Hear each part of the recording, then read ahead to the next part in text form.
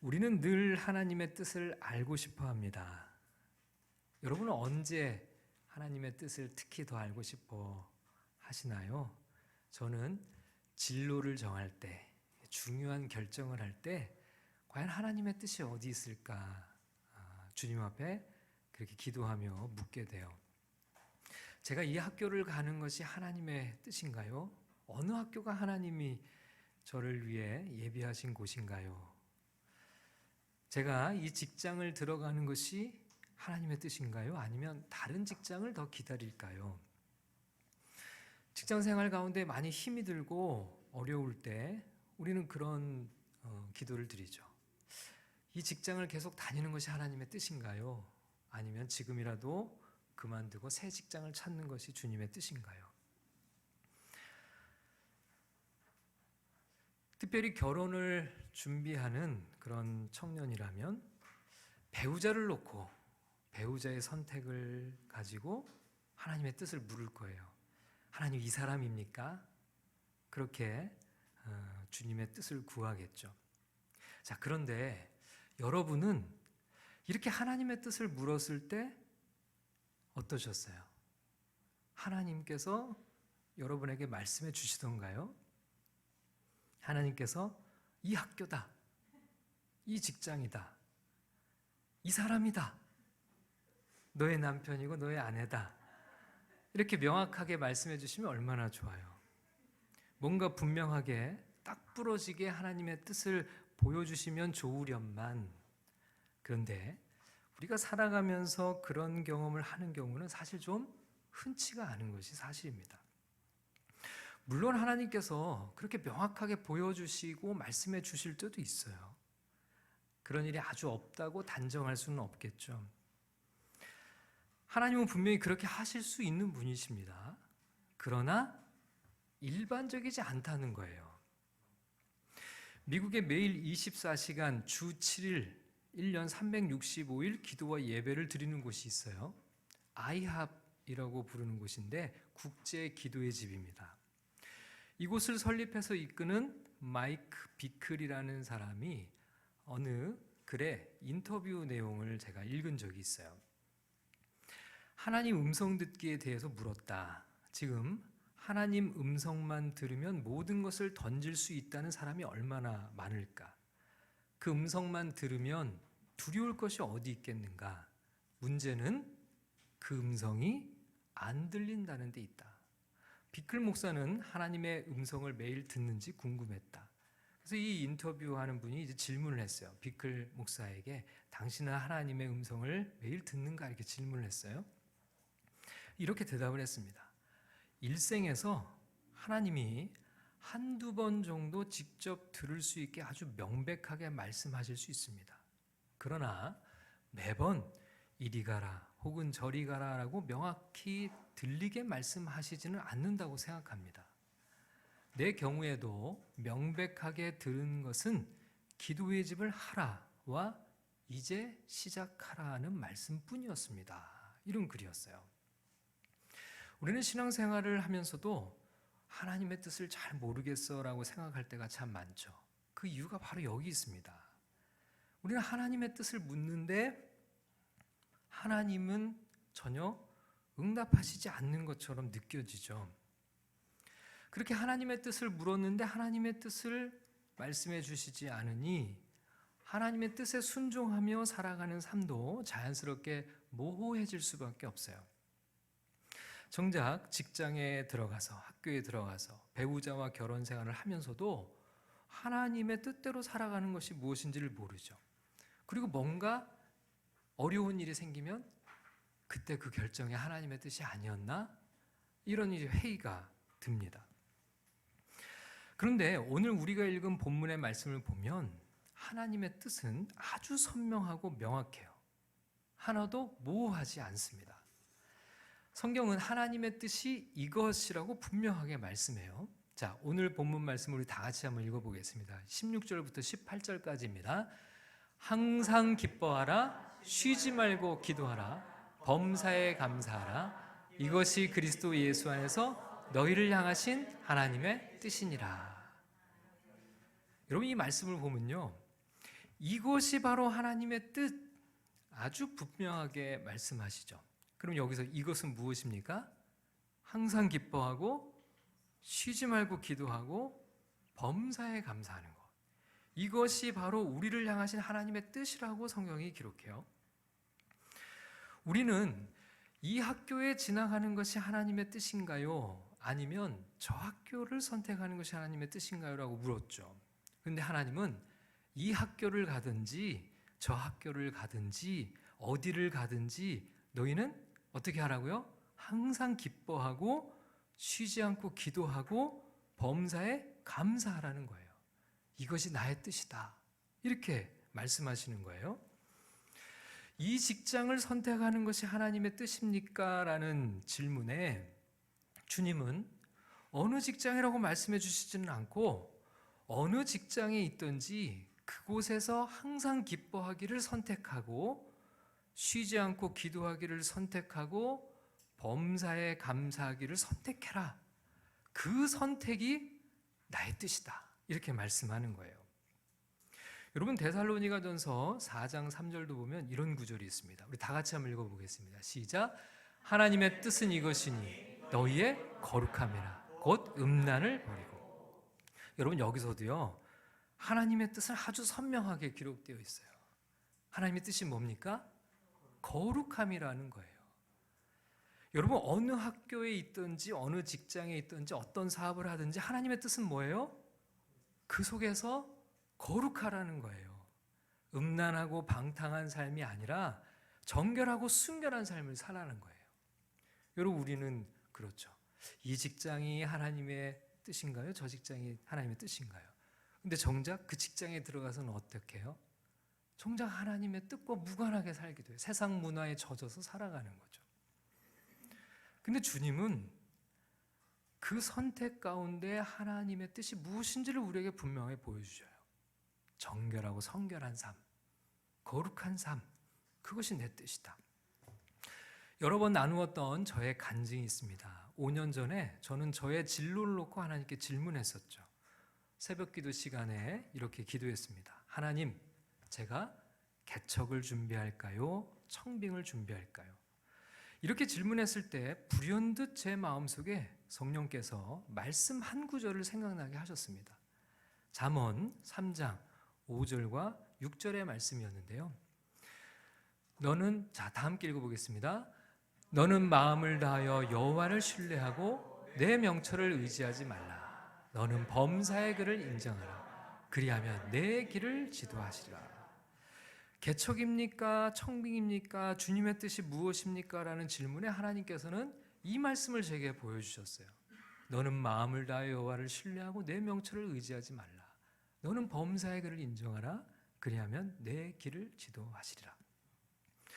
여러분 여기서 개척입니까? 청빙입니까? 뭐라고 주님이 말씀해 주신 건가요? 자, 그리고 또 바로 이어서 또 하나의 말씀을 제게 떠오르게 해주셨는데 빌립보서 4장 6절과 7절 말씀이었어요. 함께 읽겠습니다.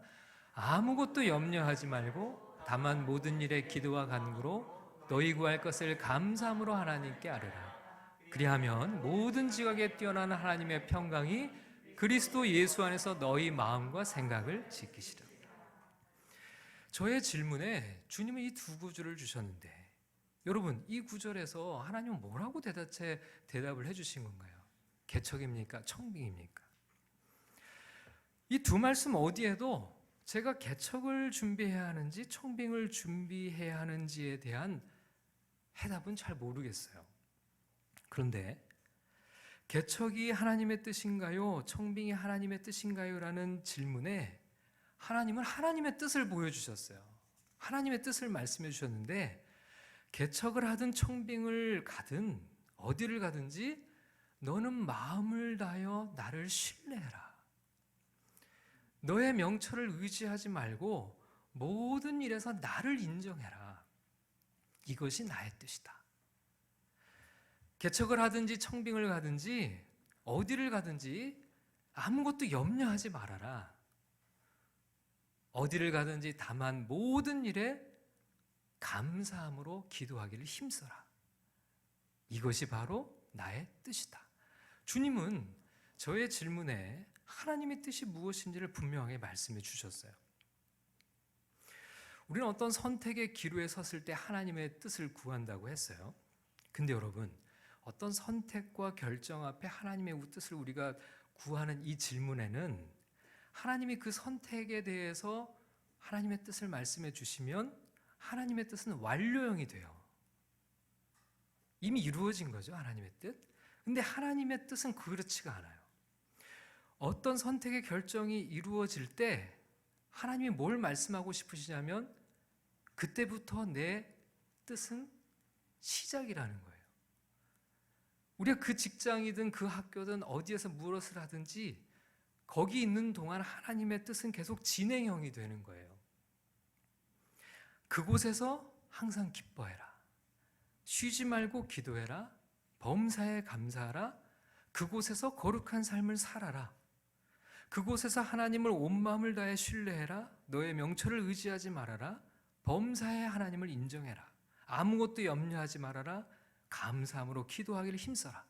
이것은 우리가 그 직장과 그 학교와 가정에 있는 동안 이 하나님의 뜻은 계속 진행형이고 미완료형이 되는 거죠. 여러분, 우리는 선택의 순간에만 하나님의 뜻을 물어요. 어디가 되든 결정이 되면 문제는 어디 있어요? 그 다음부터는 하나님의 뜻과 무관하게 그곳에서 지낼 가능성이 많죠. 근데 하나님의 뜻은 그렇지 않다는 거예요. 어떠한 환경에서도 지속적으로 하나님의 뜻을 이루며 살아가라는 거예요. 근데 여러분, 여기에 아주 중요한 영적인 축복이 담겨져 있습니다. 이렇게 어떤 자리, 어떤 환경에서도 먼저 하나님의 뜻에 순종하며 살아가기 시작하면 그때부터 하나님은 우리의 길을 여신다는 거예요. 그때부터 하나님이 우리의 인생을 인도해 주신다는 겁니다. 여러분, 아까 우리가 함께 읽었던 잠언 3장의 말씀, 마음을 다해 여호와를 신뢰하고 내 명철을 의지하지 말라. 범사의 그를 인정하라.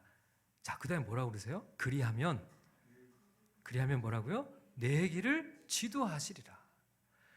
여러분, 어떤 길로 가야 될지 주님이 지도하시겠다는 거예요. 그런데 선행되어야 될 게 있어요.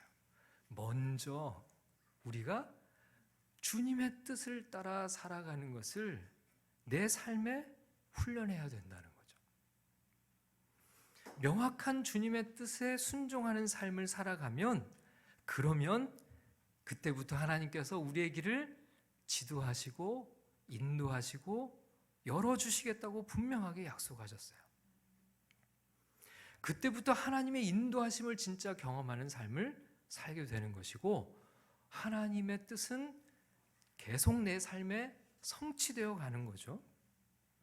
그렇게 하나님의 인도하심을 경험하게 하신다는 겁니다.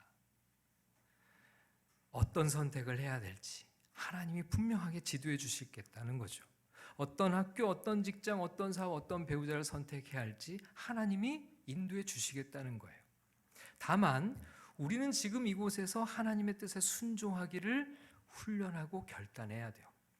어디를 가든지 어디에 있든지 하나님의 뜻에 순종하며 살아가면 하나님께서 그를 책임지시겠다고 약속하시는 거예요. 자, 그럼 오늘은 데살로니가전서 5장의 말씀을 통해 주신 이 세 가지 하나님의 뜻을 좀 더 구체적으로 살펴보려고 합니다. 자, 데살로니가전서 5장에 나온 세 가지 하나님의 뜻 중에 첫 번째는 뭐였습니까? 항상 기뻐하라. 여러분, 이것이 하나님의 뜻이래요. 하나님의 뜻을 따라 살아가는 성도에게서 발견할 수 있는 분명한 특징이 있어요. 그게 바로 기쁨입니다. 기쁨. 여러분, 성도는요, 어떤 환경에서도 기쁨을 빼앗기지 않아요.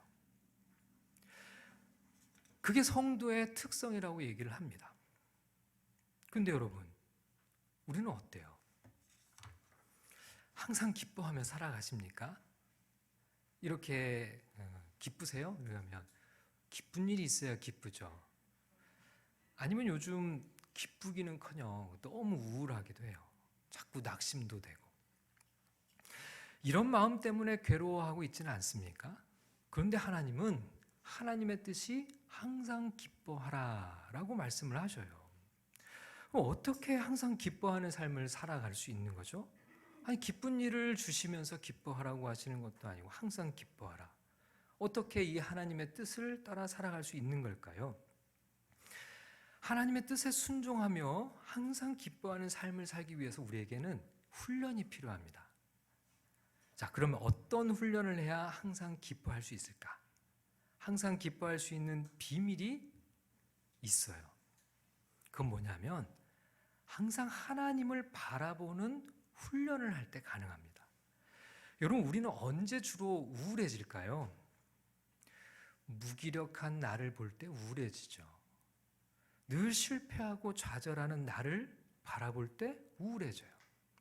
여러분, 언제 낙심이 되나요? 나를 둘러싸고 있는 여러 환경들, 또 여러 가지 문제들, 경제적인 어려움, 건강의 문제, 관계의 갈등들, 여러분 이런 것들을 바라보면 어때요? 기뻐요? 아니에요. 오히려 우리 안에 있는 기쁨마저 잃어버리죠. 한없이 우울해지고 슬퍼지고 낙심이 됩니다. 근심과 걱정에 사로잡히죠. 여러분, 하박국 선지자를 보면 하박국 선지자는 사실 아주 절망적인 상황에 놓여 있었어요. 하박국 3장 16절을 같이 읽어보겠습니다. 하박국 3장 16절 시작. 내가 들었으므로 내 창자가 흔들렸고 그 목소리로 말미암아 내 입술이 떨렸도다. 우리가 우리를 치러 올라오는 환난 날을 내가 기다림으로 썩이는 것이 내 뼈에 들어왔으며 내 몸은 내 처소에서 떨리는도다. 여러분, 지금 하박국 선지자가 놓여져 있는 상황, 지금 어떤 상황일까요? 무리가, 이 무리는 바벨론 제국이에요. 적국 바벨론 제국이 지금 조국을 침공하기 위해 지금 큰 군대의 침략이 임박해 있다는 소식이 들려왔어요. 그러다 보니까 그 소식을 듣자 창자가 흔들리고 입술이 떨리고 내 뼈에 썩이는 것이 들어오고 내 몸이 온몸이 부들부들 떨리는 이런 상황이라는 거예요. 그야말로 죽을 지경이죠. 그런데 이 상황에서 하박국 선지자가 어떻게 하는지를 우리가 유심히 볼 필요가 있어요. 하박국 3장 17절과 18절을 읽어보겠습니다. 시작. 비록 무화과 나무가 무성하지 못하며 포도나무에 열매가 없으며 감람나무에 소출이 없으며 밭에 먹을 것이 없으며 우리의 양이 없으며 외양간에 소가 없을지라도 나는 여호와로 말미암아 즐거워하며 나의 구원의 하나님으로 말미암아 기뻐하리로다. 아멘. 전쟁이 임박한 상황, 경제적으로는 극심한 궁핍 가운데 있었어요. 근데 이런 상황에서 하박국 선지자는 즐거움과 기쁨을 얘기해요. 어떻게 그럴 수가 있죠? 지금 너무 절망적인 상황이잖아요. 이 상황에서 하박국 선지자는 어떻게 즐거워하고 어떻게 지금 기쁨을 얘기할 수 있죠? 선지자는 이렇게 얘기를 합니다. 나는 여호와로 말미암아 즐거워하며 나의 구원의 하나님으로 말미암아 기뻐하리로다. 여러분, 그가 즐거워하고 기뻐할 수 있었던 이유가 누구 때문이라는 거예요? 네, 하나님 때문이라는 거예요.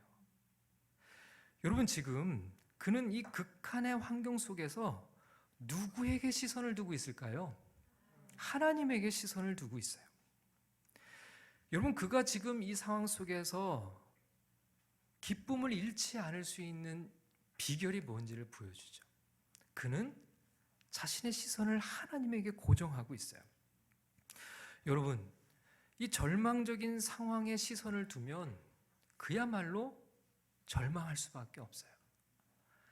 여러분, 이 환경에 시선을 고정시키고 있으면 도대체 기뻐할 수 있는 사람이 누가 있겠어요? 그런데 선지자는 문제를 바라보지 않고 하나님을 바라보고 있어요. 그렇기 때문에 자신이 절망하거나 우울함에 사로잡히지 않고 즐거워하고 기뻐할 수 있다는 거예요. 여러분, 우리가 이 말씀 속에서 항상 기뻐하라라는 말씀의 뜻이 무엇인지를 발견하게 돼요. 여러분, 항상 기뻐하라는 것은 항상 누구를 바라보라는 말씀일까요? 하나님을 바라보라는 것입니다. 항상 하나님을 묵상하라는 거예요. 항상 하나님을 생각하라는 것입니다. 그러면 그 하나님으로 말미암아 즐거워하고 그 구원의 하나님으로 말미암아 기뻐하는 삶을 살 수 있다. 기쁨을 잃지 않을 수 있다는 거예요. 여러분, 성도는 어떤 사람들일까요?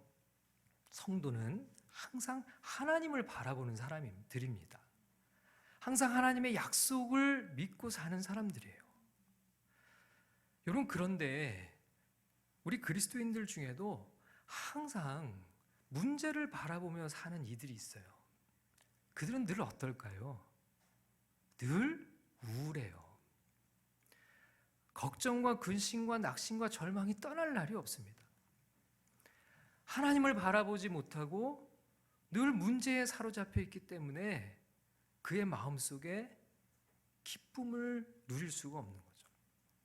그런데 성경은 말씀해요. 나의 구원의 하나님을 바라봐라. 그를 생각해라. 우리가 왜 즐거워할 수 있고 왜 기뻐할 수 있는가? 우리를 위한 하나님이 계시다. 그 하나님이 나의 즐거움과 기쁨이다.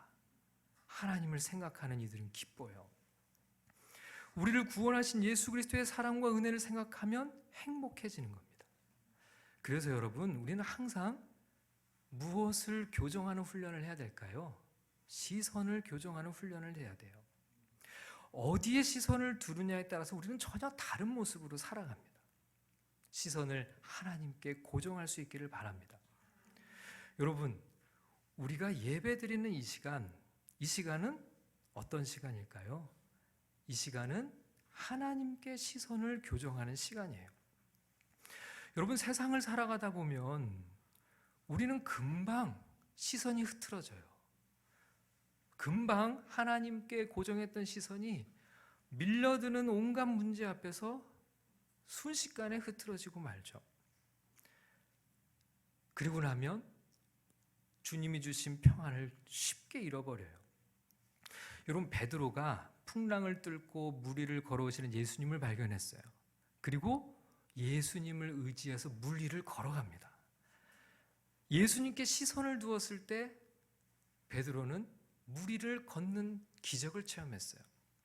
그러다가 금방 거센 풍랑이 몰아치는 바다를 보기 시작합니다. 그러니까 금세 두려움이 밀려들고 믿음이 약해졌어요. 그래서 어떤 일이 벌어져요? 순식간에 물속에 빠져들기 시작했죠. 무엇을 놓친 겁니까? 시선을 놓친 거예요.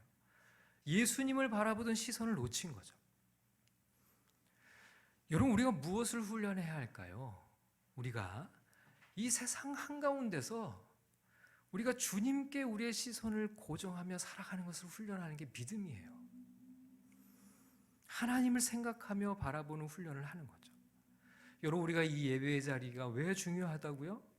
이 예배의 시간에 우리는 시선을 다시 교정하는 일을 해요. 하나님을 바라보는 거죠. 그렇기 때문에 예배가 생명처럼 중요한 거죠. 하나님을 생각하는 것을 훈련하는 것. 그곳이 바로 교회입니다.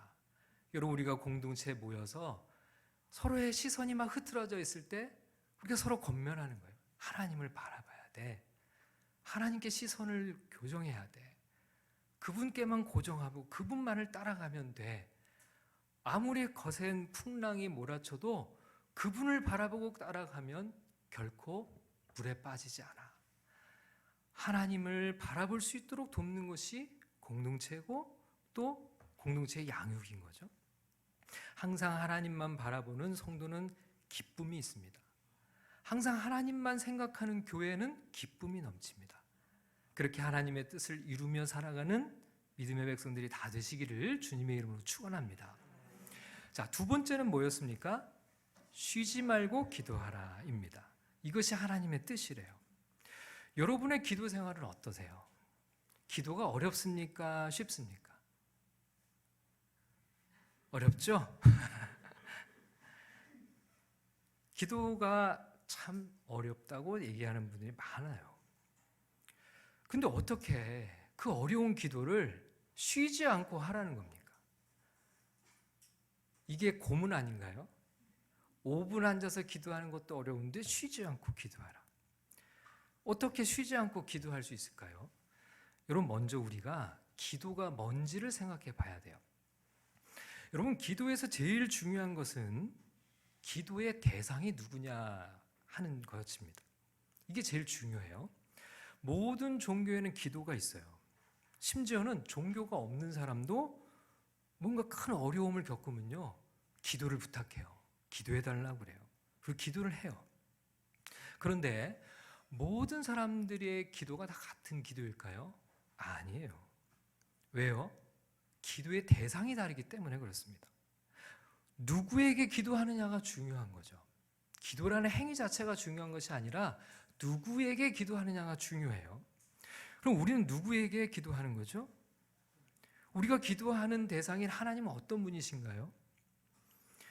그 하나님은요, 우리가 기도하는 하나님은 우리를 너무나 사랑하시는 하나님, 우리를 살리시기 위해 독생자의 생명까지 내어주신 하나님, 그렇게 우리를 아끼시고 돌보시는 하나님, 그렇게 우리와 함께 하기를 원하시는 하나님이세요.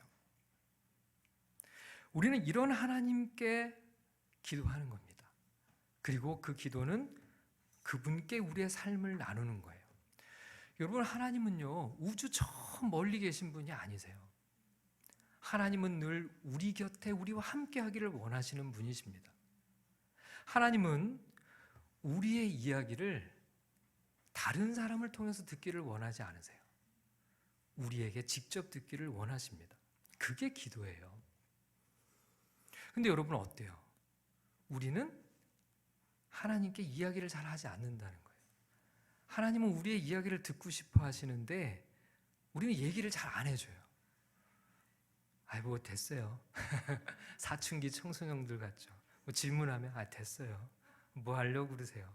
그리고 방으로 쑥 들어가는, 우리의 기도 생활이 그렇다는 거예요. 하나님은 우리의 이야기를 듣고 싶어 하시는데 우리는 하나님께 말하기를 귀찮아요. 근데 여러분, 왜 그럴까요? 왜 우리는 하나님께 이야기를 잘 하지 않을까? 사실 알고 보면 하나님과 별로 친하지 않아서 그래요. 여러분, 친한 사람과 이야기하는 거하고 어색하고 불편한 사람과 이야기하는 게 똑같나요? 아니죠? 별로 친하지 않은 사람과 이야기를 1시간 나눠야 된다. 어때요? 너무 불편하죠. 그런데 너무 친한 친구, 그 친구를 만났어요. 이야기를 하는데 시간이 어떻게 지나가는지 몰라요. 몇 시간을 이야기를 해도 얘기할 거리가 계속 나와요. 얘기가 재밌죠? 시간 가는 줄 몰라요. 여러분, 왜 우리의 기도가 어려운가? 하나님과 별로 친하지 않다는 그 현실을 우리가 인정하지 않을 수가 없어요. 하나님과 별로 친하지 않아요. 여러분, 쉬지 말고 기도하라는 것은 주님이 우리에게 뭘 원하신다는 걸까요? 그것은 하나님과 우리가 친밀한 관계를 맺기를 원하신다고 말씀하시는 거예요. 하나님은 이 세상 그 누구보다도 우리와 친하게 지내고 싶어 하세요. 하나님은 우리와 가장 깊은 이야기를 나누고 싶어 하세요. 여러분, 우리가 정말 친한 친구는 어떤 친구예요? 어디에 가서도 할 수 없는 이야기, 나의 고민, 나의 아픈 것들, 그리고 정말 말 못할 나만의 이야기를 할 수 있는 관계가 친한 친구죠.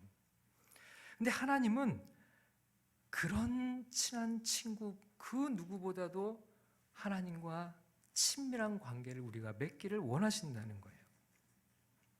어떤 상황, 어떤 환경에서도 하나님은 나의 속 깊은 이야기를 듣고 싶어 하세요.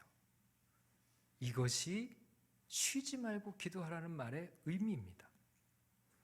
인생이 조금 잘 풀리면 하나님과 좀 잘 지내다가 인생이 좀 안 풀린다 싶으면 하나님 앞에서도 안면 몰수하는 사람들이 있죠. 나한테 이렇게 해요? 그럼 됐어요, 저도. 그러나 주님은 어떤 상황에서도 우리의 내밀한 이야기를 주님과 나누기를 원하시는 그 친밀한 교제 안으로 우리를 초대하시는 하나님. 쉬지 말고 기도하라는 뜻은 그런 하나님의 뜻이 담겨져 있습니다. 늘 하나님과의 친밀한 가운데 거하는 그런 믿음의 삶이 다 되시기를 주님의 이름으로 축복합니다. 자, 세 번째 뜻은 무엇이었습니까? 범사에 감사하라. 이것이 하나님의 뜻이다. 이렇게 말씀하셨어요. 여러분, 범사라고 하는 것은 모든 상황 안에서라고 그렇게 해석할 수 있어요. 그러니까 어떤 상황에서도 감사하는 것, 어떤 상황에서도 감사하는 것, 그것이 하나님의 뜻이라는 겁니다. 여러분, 우리는 언제 감사해요? 감사한 일이 있을 때. 근데 여러분, 하나님의 뜻은 그게 아니라는 거예요. 어떤 상황에서도 감사하라. 그래서 하나님의 뜻을 따라 살아가는 성도의 언어에는 항상 감사가 빠지질 않아요. 늘 붙어 다녀요. 여러분, 우리가 이 감사를 훈련할 때 하나님의 뜻을 이 땅에서 이루며 살아가게 돼요. 우리 뭘 훈련해야 될까요? 어떤 상황에서도 감사하기. 여러분, 감사의 반대가 뭘까요? 불평과 원망이죠. 그것은 하나님의 뜻을 거스르는 거예요. 그러나 성도의 언어는 불평과 원망이 아니라 하나님의 뜻처럼 감사인 거죠. 어떤 상황에서도 감사할 때 우리는 그곳에서 지금 하나님의 뜻을 이루고 있는 거예요. 여러분, 예수님이 우리에게 기도를 가르쳐 주셨어요. 그걸 뭐라고 얘기를 하죠? 주기도문이라고 그러죠. 주기도문에 이런 구절이 있어요. 뜻이 하늘에서 이루어진 것 같이 땅에서도 이루어지이다. 여러분, 우리가 어떤 상황에서 감사를 선포할 때 이 기도가 성취되는 거예요. 주님의 뜻이 하늘에서 이루어진 것처럼 이 땅에서 이루어지는 것이 우리의 감사가 선포할 때 일어나는 일인 거죠. 여러분, 그래서 감사는 천상의 언어예요. 여러분, 하나님의 뜻이 하늘에서 이루어지는데 하늘에는 어떤 일들이 있을까요? 어떤 언어들이 가득할까요? 불평과 원망의 언어들이 가득할까요? 아니겠죠. 감사와 찬양이 넘칠 거예요. 우리가 이 땅에서 감사를 선포할 때 우리는 천상의 언어를 이 땅에서 선포하는 거예요. 여러분, 교회는 하나님 나라의 모델하우스죠. 천국의 모델하우스예요. 이곳에서 미리 천국을 맛보는 곳입니다. 그렇기 때문에 교회는 천상의 언어가 넘치는 곳이 되어야 돼요. 바로 감사가 가득한 곳인 거죠. 하나님의 뜻이 하늘에서 이루어진 것 같이 땅에서도 이루어지는 곳, 그곳이 교회고 그곳에는 감사가 있는 겁니다. 하나님의 뜻이 이루어지기를 바라면서 불평과 원망을 이야기할 수 없어요. 성도는 입만 열면 감사의 찬양이 흘러나와야 됩니다. 교회는 감사로 가득한 공동체여야 하는 거죠. 여러분, 이것이 바로 하나님의 뜻이라고 성경이 말씀하고 있어요. 항상 하나님을 바라보고 시선을 주님께 두고 하나님과 친밀한 교제, 이 세상에서 가장 친밀한 그 교제를 우리 하나님과 나누고 어떤 상황에서도 감사하며 살아가는 이들은 하나님의 뜻이 하늘에서 이루어진 것 같이 이 땅에서도 이루며 살아가는 이들이라고 성경이 말씀하죠. 이런 귀한 은혜가 우리 모두의 삶의 열매 맺기를 주님의 이름으로 간절히 축원합니다.